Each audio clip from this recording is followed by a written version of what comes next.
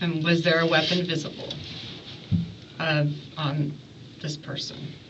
He drew the weapon from the left side of his waistband in the area that, like, police officers kind of refer to it as like an appendix area. It was, right in this area right here is where, when he created space by getting like this is where he came with it. And then, but yeah, it was a full-size black semi-automatic handgun. And by full size, I mean it wasn't like a subcompact.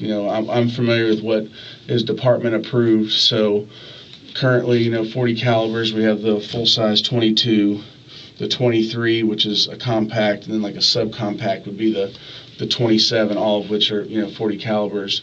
It appeared to me to be a full size semi-automatic gun that would be similar in dimensions, or for lack of a better term, of what our 22 would be, our Glock 22 40 caliber weapon would be. Okay, so it was a black semi-automatic handgun that you saw, and it would have been in his left hand that he was drawing from his left waist. Yeah, he drew it from there. That's where I first saw it, was when he produced it from there, and then he put it under the steering wheel, and then as he sat up, he started to raise it past along the left side of the steering wheel, right towards.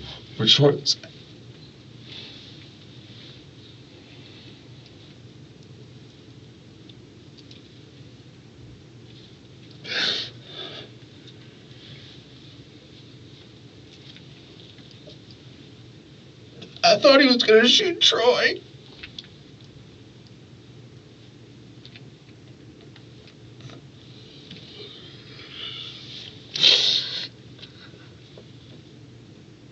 I'm ready.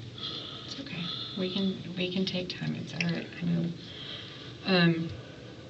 Like I said, these are going to sound kind of, but were his hands visible? Yep. You had seen his right hand that was on the steering wheel. His right hand never moved. And then his left hand is the one that. Yep. I saw his hands the entire time, clearly. I mean, the truck had moved back enough that I don't think I moved maybe at all. But what started as me looking into the cab of the car like this, or the truck, through the front passenger window, and it's continuing to move back at 2 miles an hour. The A-pillar moves past, and now it's downward through the windshield that I'm seeing all this. It's clear as day, and I'm not more than 8 feet away from him when this happens. Hands visible the whole time. Okay. And I know you talked about verbal commands that were given. So just kind of, if you can recall what exactly you were saying. I mean, I know you said. I know that I said, put it in park, get out, stop, show us your hands, get your hands up.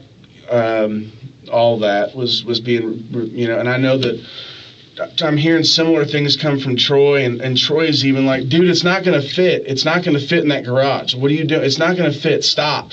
Get your hands up. Get out. Stop. I mean, it's constant, but he just keeps, it's slow.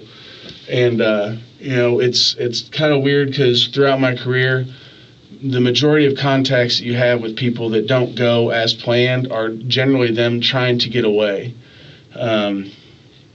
He didn't take the opportunities that he had to open the door, to try to run on foot, or put it back in drive and drive off. I mean, it was just slow. Like, he had no intention of listening to what I was screaming at him, or what Detective Schwalm was screaming at him. It didn't appear that he had any intention of following verbal commands. I mean, he never raised his hands up like people do.